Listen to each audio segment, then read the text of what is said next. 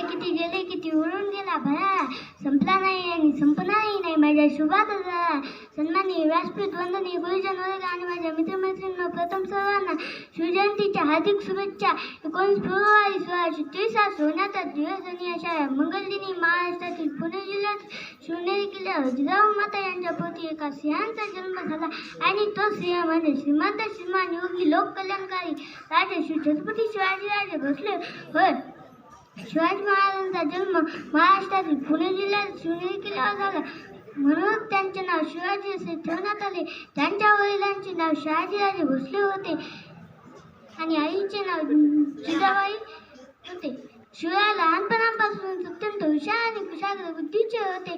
त्यांना जिजाऊ मातेकडून विविध शिकवण आणि वडील शहाजीराजे भोसले कडून स्वतीचा वारसा मिळाला होता आणि म्हणून बालवयातूनच घेतले. महाराजांनी वयाच्या 15 वर्षी स्वराज्याचे स्वप्न मनाशी बाळगले. राय स्वराज्याच्या मंदिरातून डोळ्याला शिव देणाऱ्या महाराजांसोबत गुलामगिरी नष्ट करून स्वराज्याची स्थापना करण्याची शपथ घेतली. जय हिंद.